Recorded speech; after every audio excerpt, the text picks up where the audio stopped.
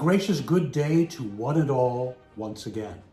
'Tis I, Norton the first, by grace of God, Emperor of the United States and Protector of Mexico, back with you all once again for episode number 191 of Emperor Norton's fantastic history vlog. Today is February 17, 2021. We'll be covering the 17th to the 23rd, and it is our 331st day living under COVID-19 restrictions. Maybe the end's coming to this pandemic.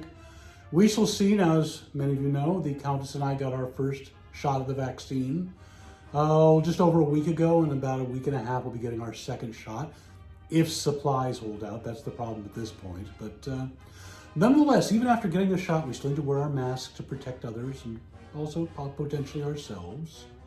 But this also means that we can venture out once again. So we'll be restarting our tours, hopefully. Check out sftimemachine.com for more information about that. Also, we're going to be having our next fantastic trivia quest this Saturday, the 20th, at 7 p.m. Email emperornortontour@gmail.com. Tell you how to sign up. It's a lot of fun. Valuable prizes. Well, somewhat valuable. Check it out. We are about a month out from the 1-year anniversary of this vlog. We started it about 3 days into the lockdown, so that'll be March 19. And if we were to keep doing the same show, we'd just be repeating ourselves. So we're looking at a major format change after that date. We're not sure at this point what we're going to keep, what we're going to add. This much we know. We're not going to be doing This Week in History as much because it would just be repetition at this point. So we're thinking about doing something similar to what the Countess does on the weekend special, of looking at one particular subject, maybe tied to the calendar, more in depth though. So like and comment and subscribe down below, but also leave a comment as to what you would like to see this vlog become. We want your input, so please let us know. Also, we do accept tips. We could not do this without our generous donors, so here's where you can do that. Also, it is with great sadness that we must announce the end of one of our favorite comic strips, The New Adventures of Queen Victoria by Pab Sungenis. I want to make sure I'm pronouncing that right. It was a great strip, very clever, very well written, very original. And we're going to miss it so much, but in particular, because we were a running character in the strip, one of only 2, arguably 3, that featured us as a running character, the other being Travels with Farley that started off with the Chronicle, became syndicated, and of course the Sandman series, although we're not really a running character in that, we're in one particular book. But nonetheless, good job, Pab. Gave us a lot of laughs, a lot of things to think about, and all the best in your future ventures. We're going to we have put up a little picture here, as well as the close-up of us for the last strip, where we were placed strategically near Nancy.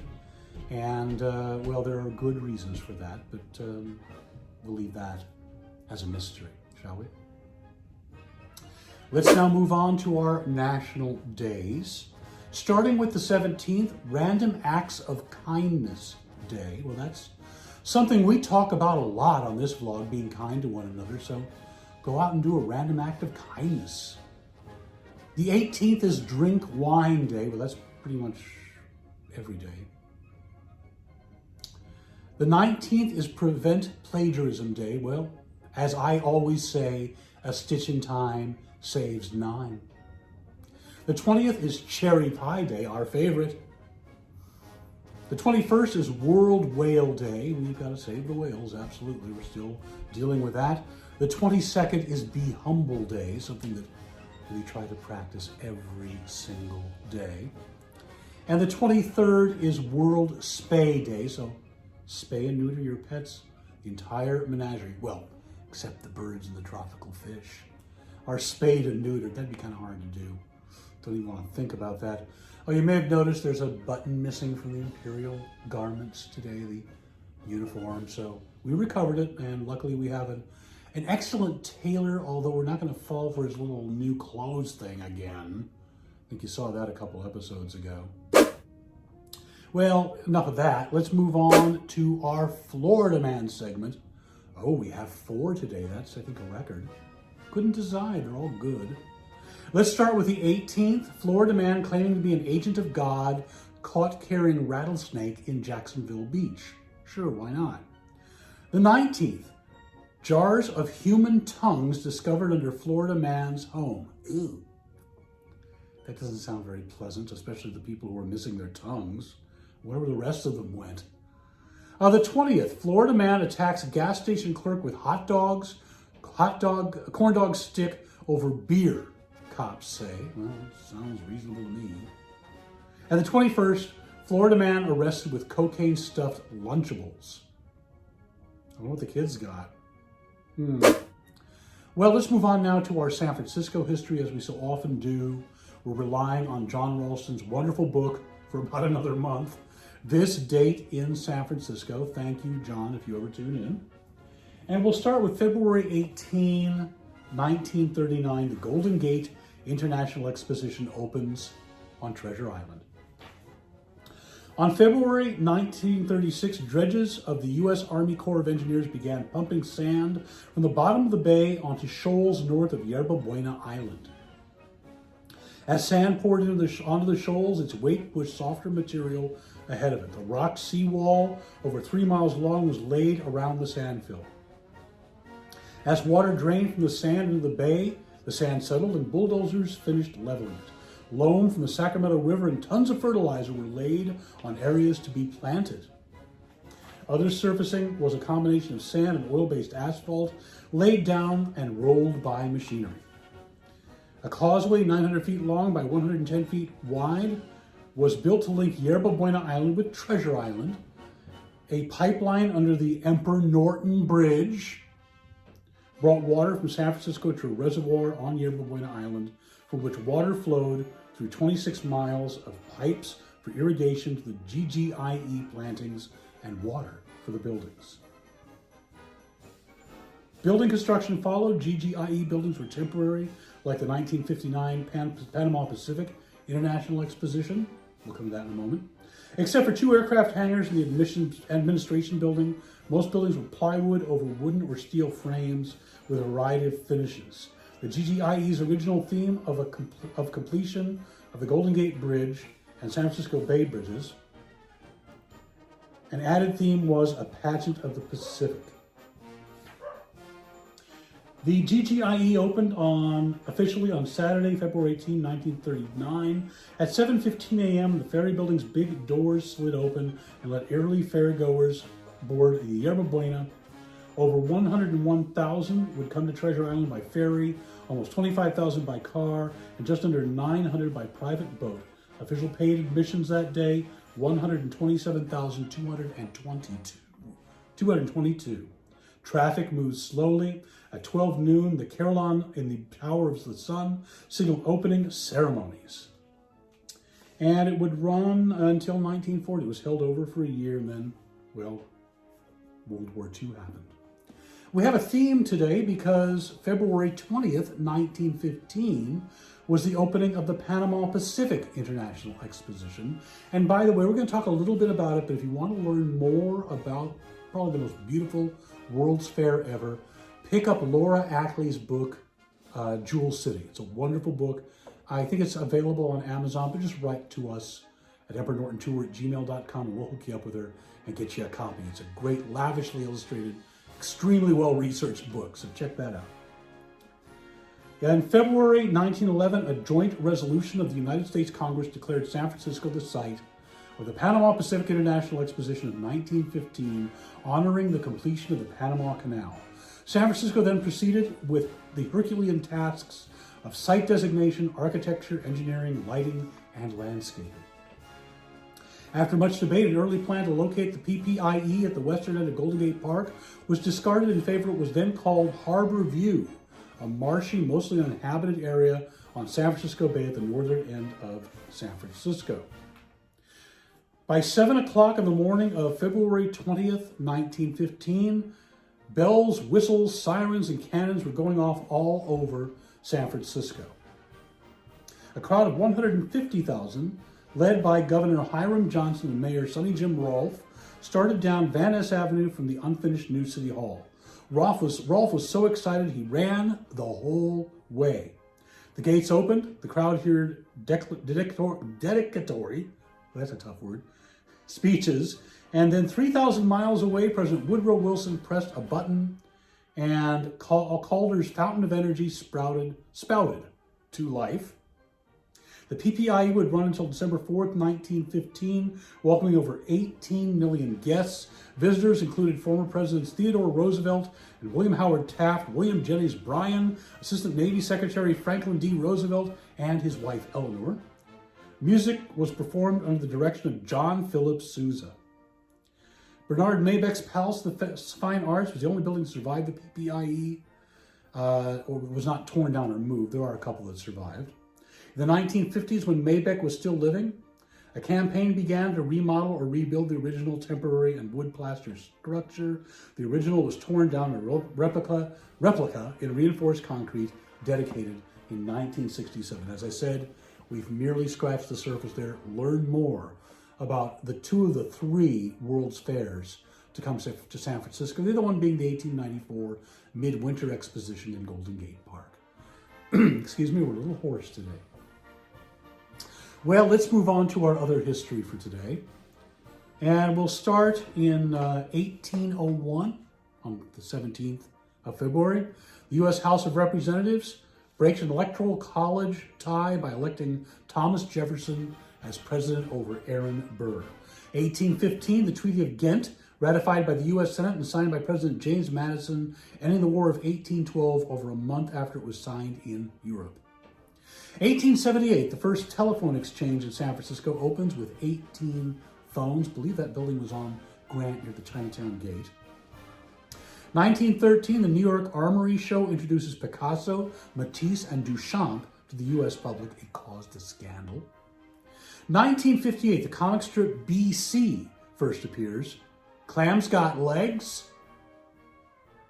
1967, the Beatles release Penny Lane and Strawberry Fields, two A-sides on that single. 1969, Bob Dylan and Johnny Cash recorded an album that was never released, at least not according to the interwebs yesterday. I'd like to hear that. 1972, President Richard Nixon leaves Washington, D.C. for a groundbreaking trip to China. Changed history. Moving on to the 18th now. 1849, the first regular steamboat service to California starts. May have been the 28th, they're not sure. 1850, the California legislature creates the 9 Bay Area counties. 1885, Mark Twain publishes The Adventures of Huckleberry Finn in the U.S. We have a little trouble with Tom Sawyer, but that's a whole other story. 1899, San Francisco named as a port of dispatch for U.S. Army troops. Stayed that way for a long time. 1913, the French modernist painting Nude Descending a Staircase by Marcel Duchamp causes an uproar when it is shown in New York.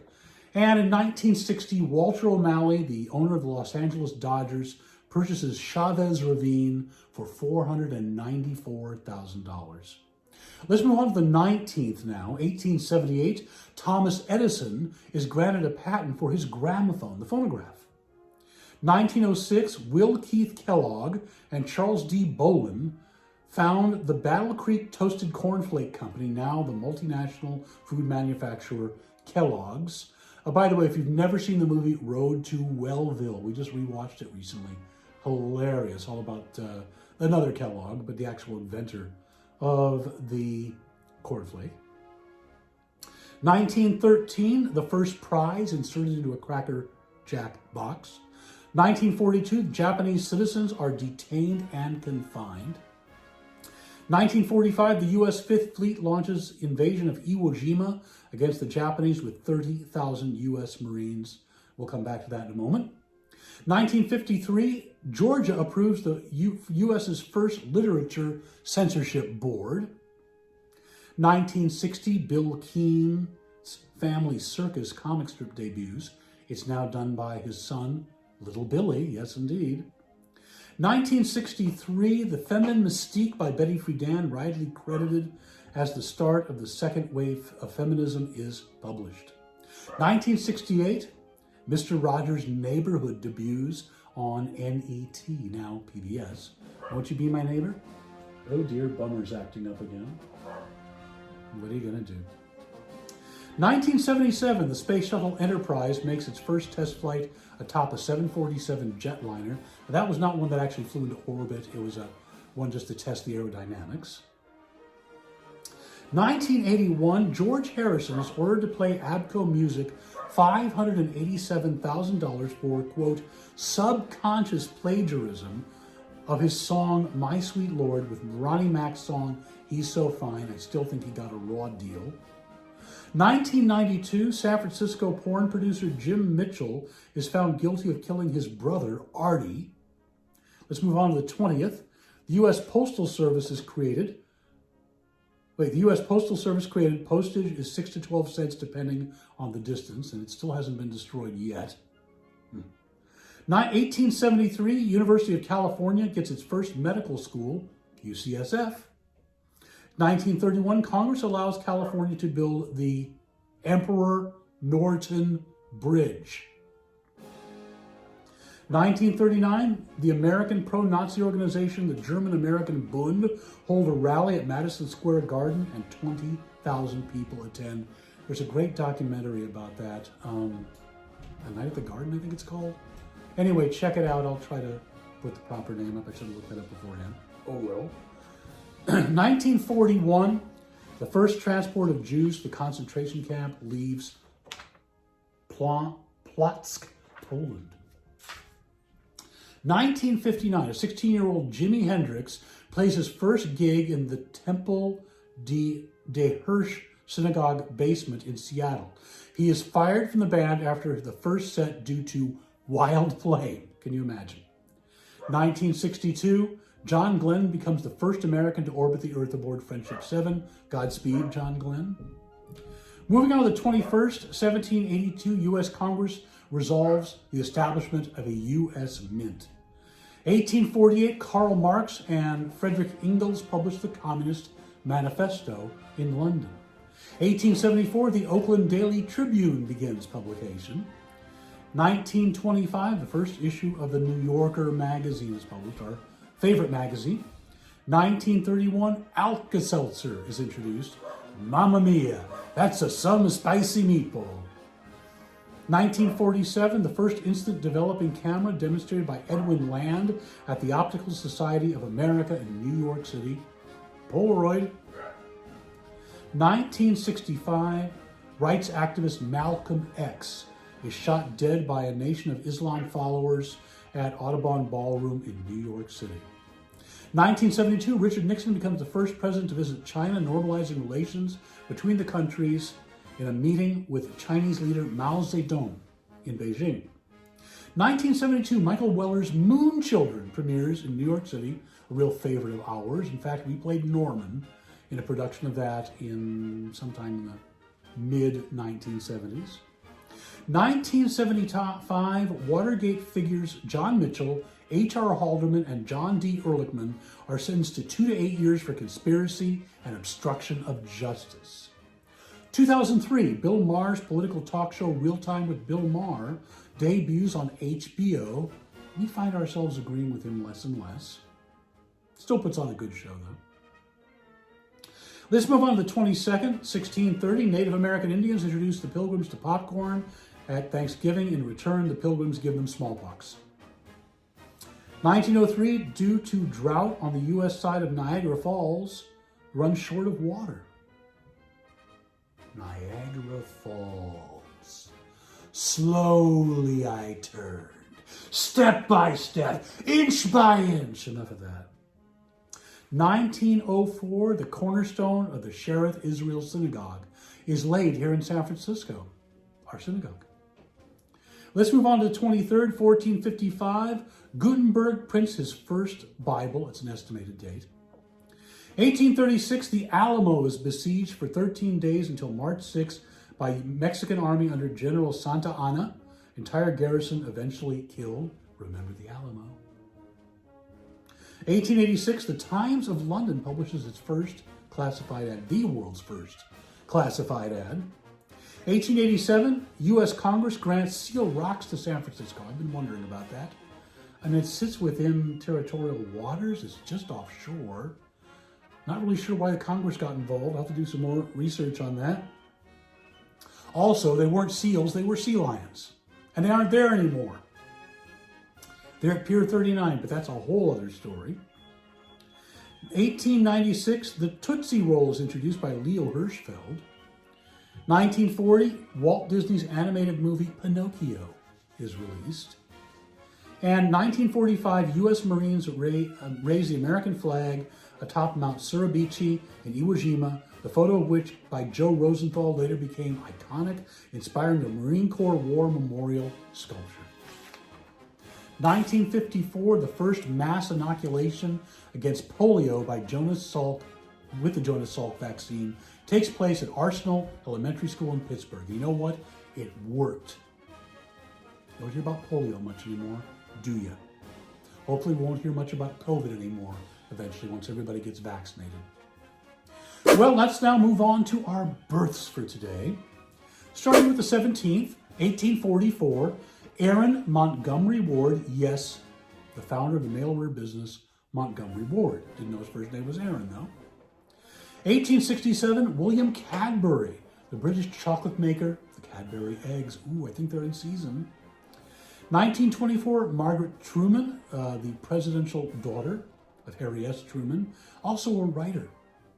1925, Hal Holbrook, who recently passed away, remembered for his portrayal of Mark Twain. 1941, Gene Pitney, American vocalist and songwriter, Town Without Pity. 1942, Huey P. Newton, African-American activist, revolutionary, co-founder of the Black Panther Party. 1963, Michael Jordan, the extraordinary basketball player. 1972, Billy Joe Armstrong, American singer and musician of Green Day, born in Oakland.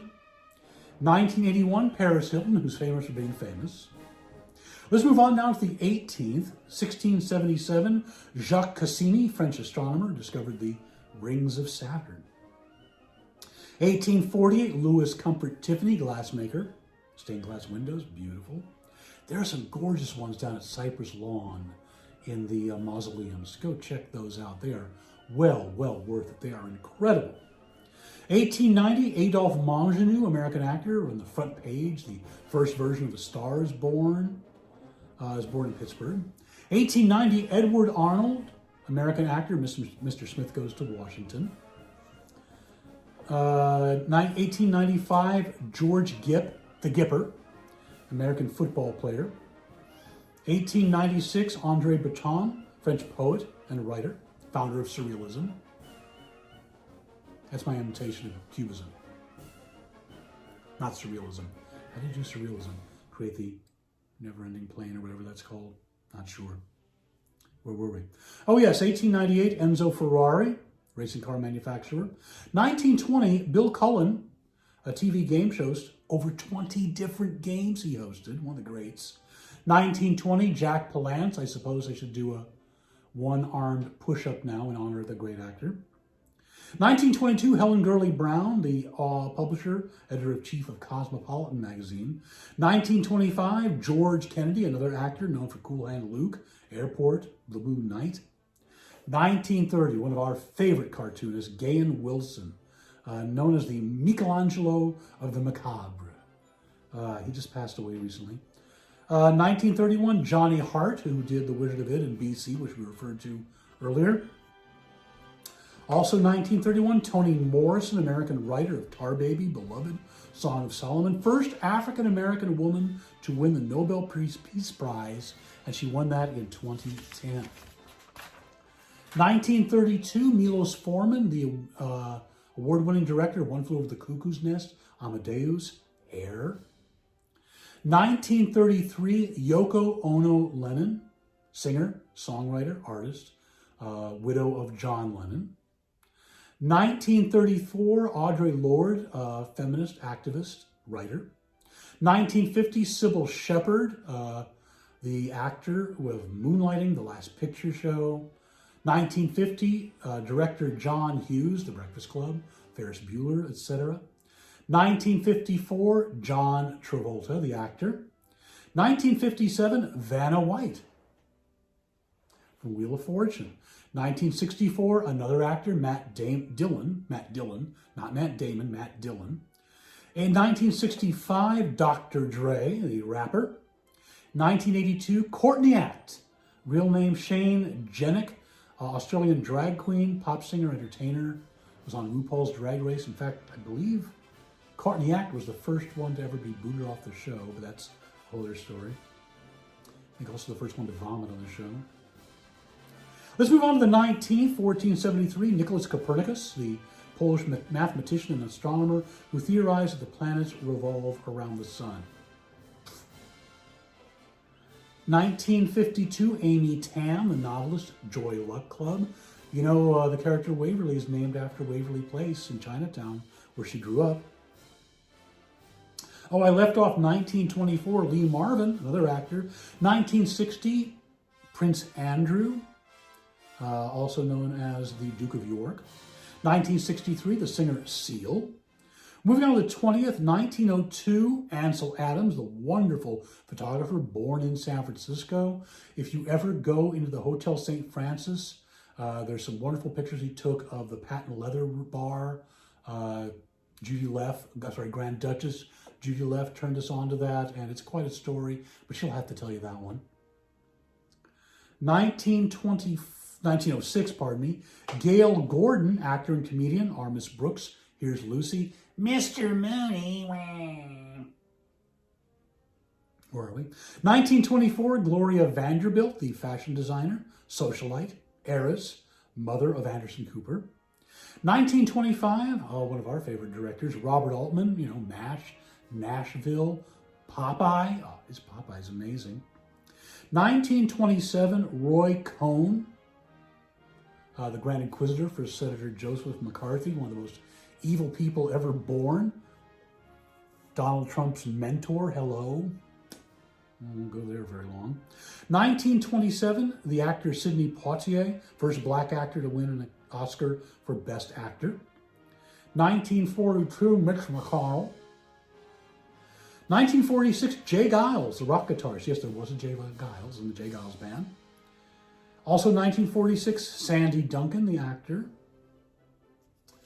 Let's see here. 1947, Jennifer O'Neill, Summer of 42, another actor. 1948, Billy Zoom, the guitarist for the band X, one of our favorites, always had that big smile when he's playing. 1950, speaking of great musicians, Walter Becker from Steely Dan.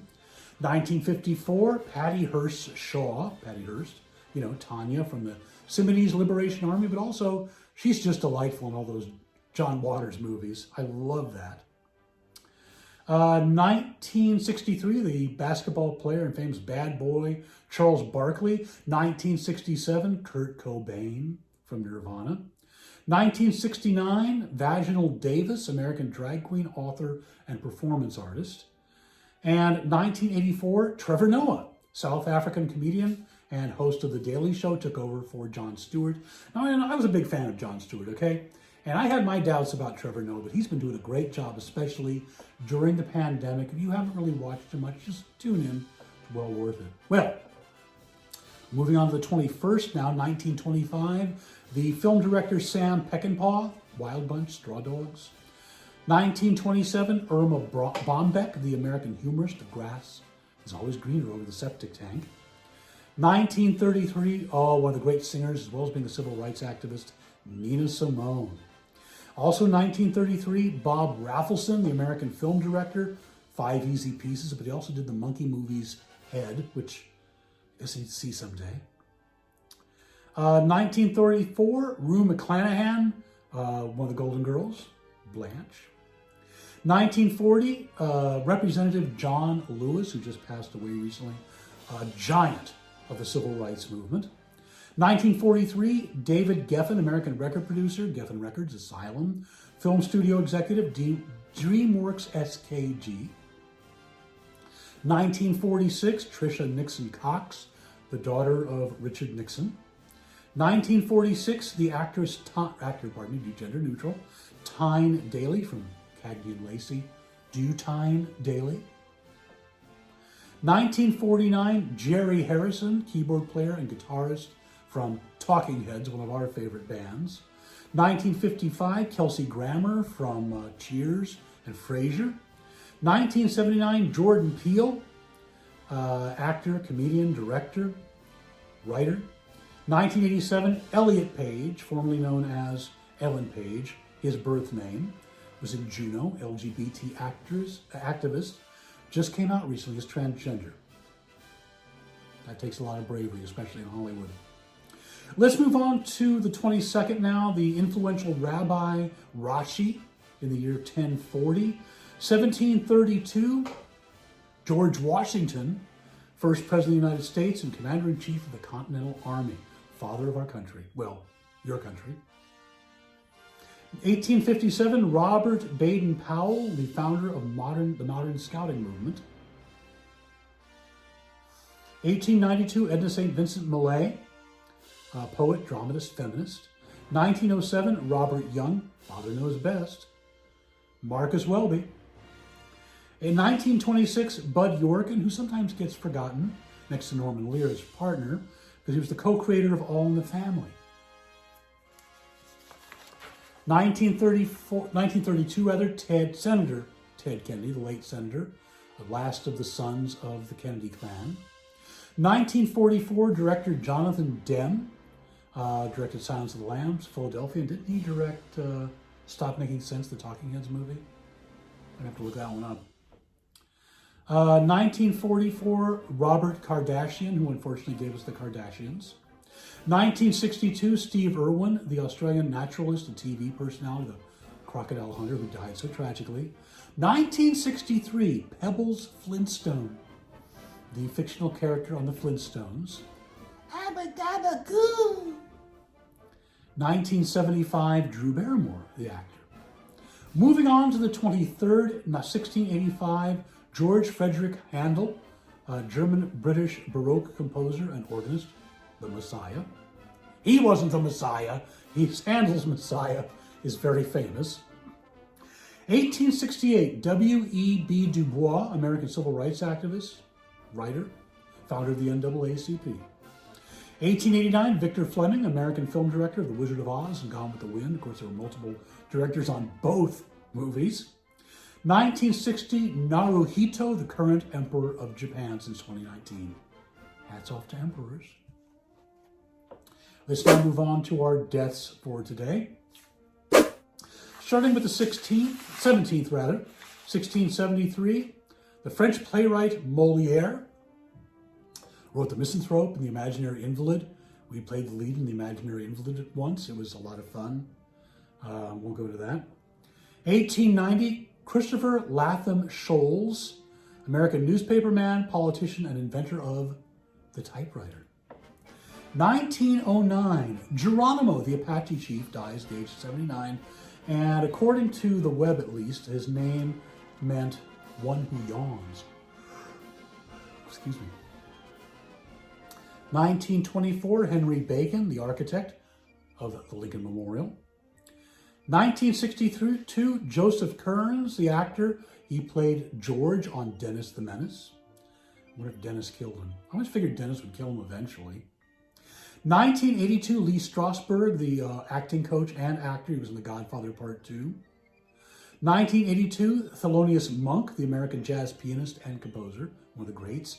Speaking of greats, 1994, Randy Shilts, American journalist, wrote And the Band Played On, really his seminal work, Conduct Unbecoming. But my favorite book of his is The Mayor of Castro Street, the biography of Harvey Milk. Tremendous influence on me. Got to tell a little story here. I was in the habit of buying up books at thrift stores, still am.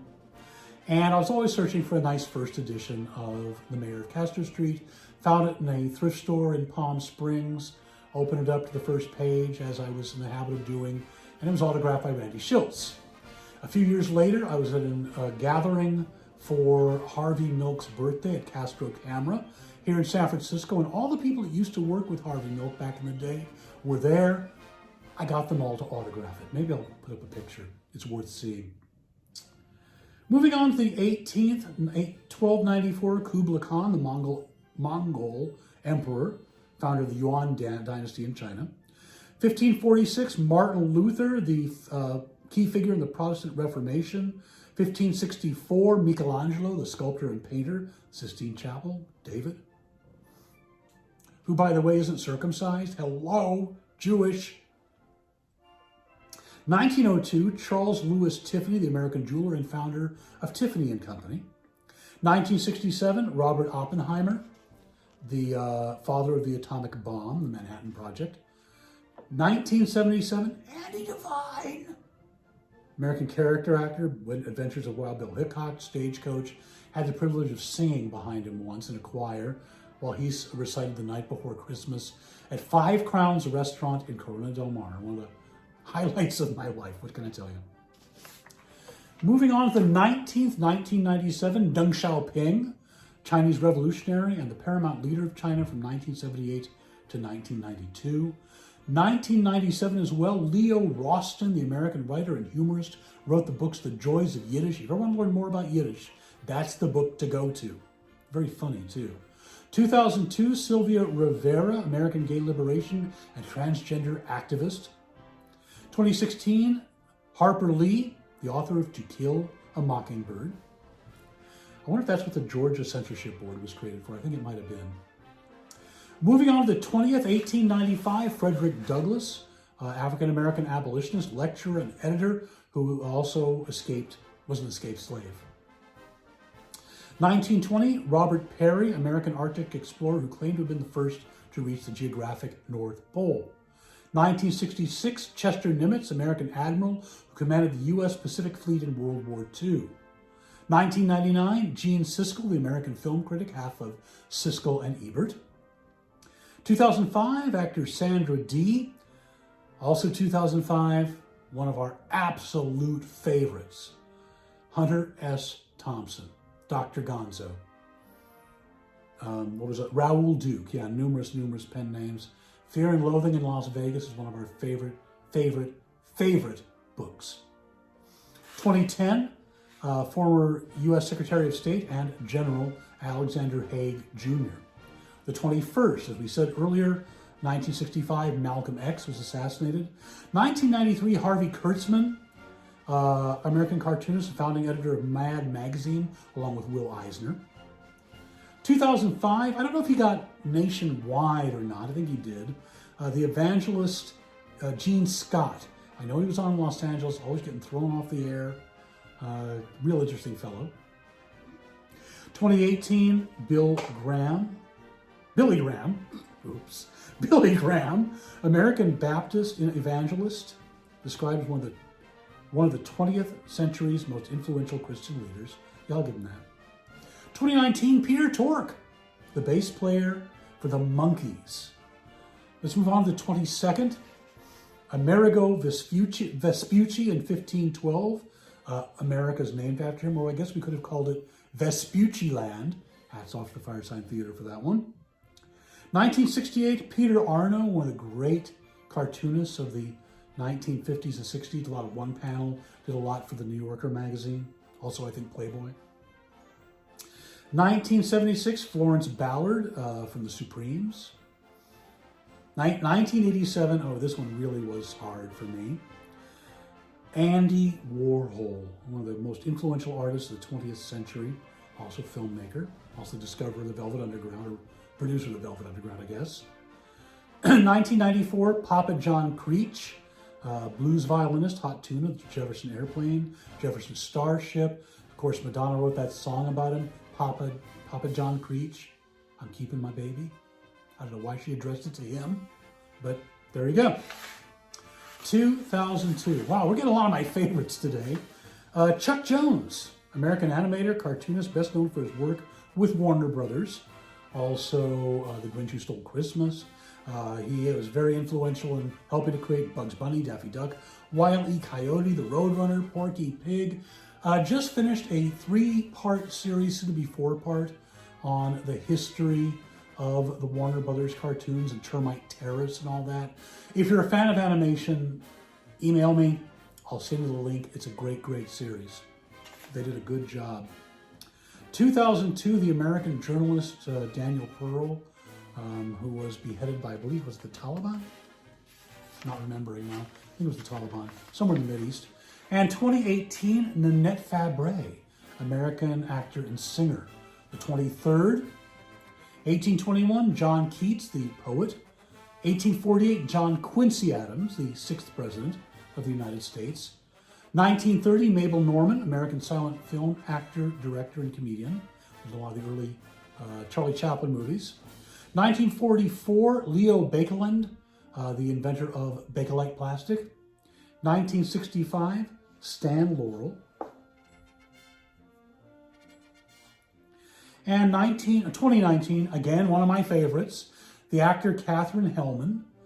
She was in Soap. She played Mona in Who's the Boss with Judith Light. And she was also in virtually every, if not every, Terry Gilliam film. He had her, he really liked her a lot. Well, for our quotes today, we had to choose 3. Wasn't sure who to choose, so we'll give them to you all today. First one, obeying from love is better than to obey from fear. That's by Rashi, the rabbi. When the going gets weird, the weird turn pro. Hunter S. Thompson, that's our motto. And in the future, everyone will be world famous for 15 minutes, Andy Warhol. Except now, everyone will be famous for 15 megabytes. There you go. Well, that wraps up for today's edition. And don't forget to like, comment, and subscribe down below. Send your suggestions as well for the future of this vlog. By the way, the Countess's show will be remaining the same. Also, don't forget about the fantastic trivia quest coming up on this Saturday, the 20th. Sign up at the Emperor Norton Tour at gmail.com. If you'd like to learn more about San Francisco history and the tours we'll be doing again someday, sftimemachine.com for more information about that. We think that covers everything. Until we see you again, stay safe and stay healthy. But if you go outside, wear your mask, yes, even if you've gotten the vaccine, to protect yourself and others. We can't take them off until we reach herd immunity. We can't reach herd immunity unless a majority of the people get their vaccination. So please get your vaccination. But do not take unproven cures that might kill you. I think we're beyond that now. We hope so. Be kind to one another, as we said in the beginning, and we say every time we do this vlog. Until we see you again, a gracious good day.